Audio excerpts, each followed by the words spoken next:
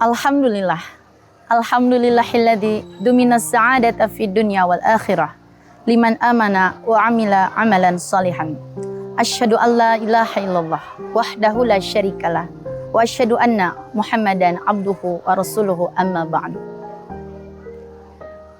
Berjumpa lagi di channel YouTube Al-Husmah bersama saya kali ini Ustadzah Eka Rianti. Ikhwatu iman sahabat Al-Husmah. Rasulullah Shallallahu Alaihi Wasallam bersabda, "Kam min shaimin laisa lahu min siyamihi ilal ju' wal atas." Dari Abi Hurairah radhiyallahu anhu, Nabi SAW bersabda, berapa banyak orang yang saum tapi dia tidak mendapatkan pahala dari saumnya kecuali rasa lapar dan dahaga. Hadis riwayat Nasa'i. Ikhwatu iman sahabat Al-Husmah, telah berapa hari kita saum?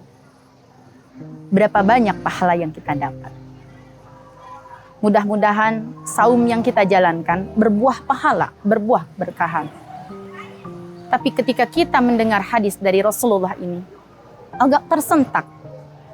Mungkinkah kita termasuk orang yang di dalamnya menjalankan saum, telah bisa menahan lapar dan haus, tapi kita tidak mendapatkan pahala sedikit pun dari Allah Subhanahu wa Ta'ala? Apa maksud dari sabda Nabi yang tadi saya sebutkan? Imam Ad-Dhahib dalam kitabnya Al-Kabair menjelaskan bahwa saum yang seperti ini adalah saumnya orang yang tidak diniatkan saumnya karena Allah.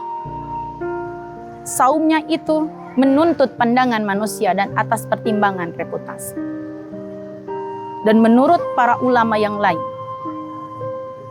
saum yang seperti ini adalah orang yang menjalankan saum tetapi dalam prosesi saumnya mereka melakukan kemaksiatan. Mereka melakukan hal-hal yang mengundang murka dan azab Allah. Sehingga tidak ada sedikit pun pahala yang Allah berikan kecuali orang yang saum itu hanya bisa menahan lapar dan haus. Ikhwatu iman sahabat Al-Husmah, kira-kira apa amalan-amalan yang dapat merusak pahala saum sehingga kita tidak merasa sia-sia dengan saum kita? Hadis Nabi masih dari Abu Hurairah. An Abi Hurairah radhiyallahu anhu, anna Nabiyya sallallahu alaihi wasallam qala. Dari Abi Hurairah, semoga Allah meridhoinya. Sesungguhnya Nabi sallallahu alaihi wasallam bersabda, "Idza kana yaumus shaim, fala yarfas yauma idzin, wala yaskhab. Fa inni mru'un syatamahu aw qatalahu, falyakul inni mru'un shaim." Bukhari Muslim. Dari Abi Hurairah, sesungguhnya Nabi SAW bersabda, apabila salah seorang dari antara kalian sedang saum, fala yarfas, maka janganlah berkata rafas. Fala yashab, dan jangan berbuat sahab.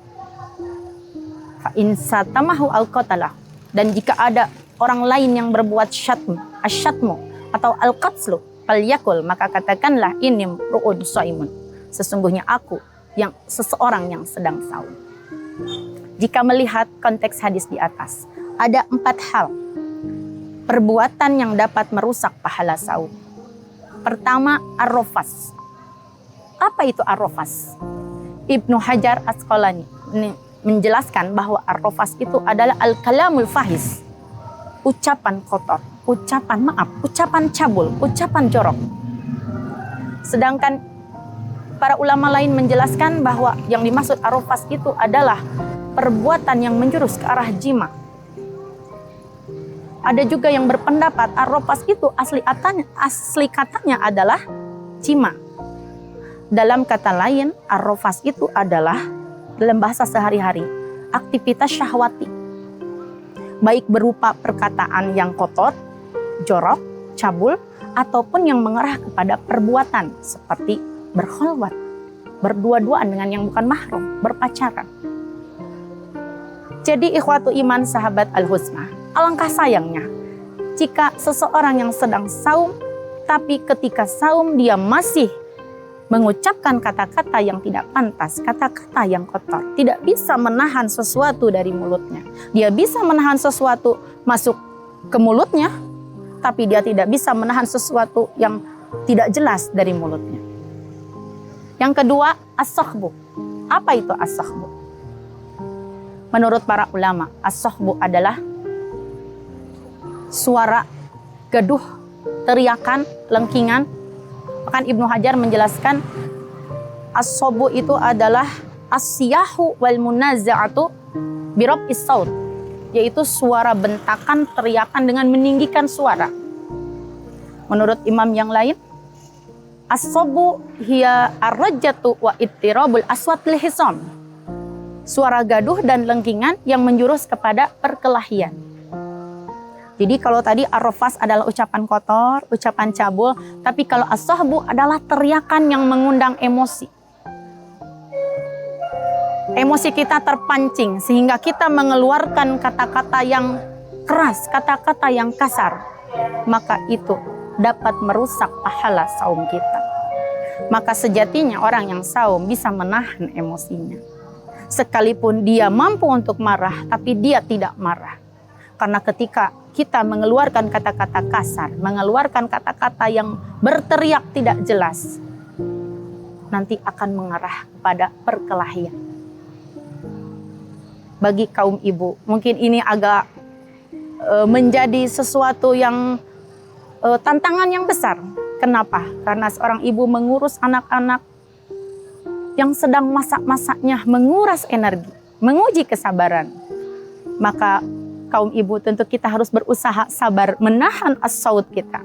Sekalipun anak kita sedang nakal-nakalnya, sedang banyak akalnya, kita usahakan tidak melakukan as-sakhbu, berteriak-teriak tidak jelas. Yang ketiga, asyatmu. Asyatmu menurut para ulama, as-sabbu, mencaci maki. Dan juga yang berpendapat adu mulut, bertengkar lewat mulut, berbantah-bantahan. Kalau tadi mungkin as-sakhbu lewat diri sendiri, tapi asyatmu itu sudah salik. Jadi orang yang saum tentu menahan diri untuk tidak berbantah-bantahan, mencaci, saling mengejek. Yang keempat, al-qatlu. Al-qatlu pada asal katanya membunuh, tapi di sini para ulama mengartikan adalah al-muqatalah, mengajak berkelahi. Ini sudah naik ke level berikutnya, yaitu bukan lagi adu mulut tapi adu fisik. Jadi orang yang saum harus bisa menahan emosinya ketika ada orang lain yang mau mengajak berkelahi, ngajak gelut, ngajak gulat. Ini saimun, sesungguhnya aku sedang saum. Ikhwatu iman sahabat al-husna, mungkin kita mengingatkan kembali apa fungsi saum itu. Rasulullah SAW bersabda, asyamu junnatun, saum itu adalah perisai. Saum itu adalah benteng. Benteng dari apa? Dari perbuatan-perbuatan maksiat, dari perbuatan-perbuatan yang mengundang murka Allah. Maka dalam hadis yang sama dari Abu Hurairah, lanjutannya adalah fala yarfas wala yashab. Fa in qatalahu aw syatamahu falyaqul inni shaimun. Inni mru'un, dalam hadis lain redaksinya inni mru'un shaimun. Inni shaimun, ada yang 2 kali disebutkan, ada yang dengan redaksinya marrotaini. Jadi sahabat al-husna, penyebab rusaknya pahala saum kita itu ada 2. 1 faktor internal, 2 faktor eksternal. Internal adalah ar-rafas was-sakhbu, kata kotor yang keluar dari mulut kita, serta suara-suara teriakan atau suara kasar dari mulut kita. Yang faktor eksternal adalah asyatmu wal qatlu, orang yang lain yang mengajak berbantahan dengan kita, atau orang lain mengajak berkelahi dengan kita. Lalu apa upaya kita untuk terhindar dari 4 hal tersebut? Katakanlah, kembalikanlah pada prinsip kita, inni shaimun, sesungguhnya aku sedang saum. Maka sahabat al-husna, sejatinya kita yang sedang saum tidak hanya bisa menahan nafsu lapar dan haus, tapi juga bisa menahan nafsu syahwat, bisa menahan mulut kita dari kata-kata yang tidak perlu, bisa menahan tangan kita dari hal-hal yang menjurus pada kemaksiatan. Sahabat Al-Husma, mudah-mudahan Allah Subhanahu wa Ta'ala selalu melindungi dan menjaga kita, menjaga saum kita dari hal-hal tersebut. Mudah-mudahan saum kita yang kita laksanakan bulan ini mulus tanpa celah, berakhir tanpa cacat, dan berbuah pahala sebanyak-banyaknya. Terima kasih atas perhatiannya. Mohon maaf atas segala kekeliruannya. Rabbana atina fid dunya hasanah wa fil akhirati hasanah wa qina adzabannar. Wassalamualaikum warahmatullahi wabarakatuh.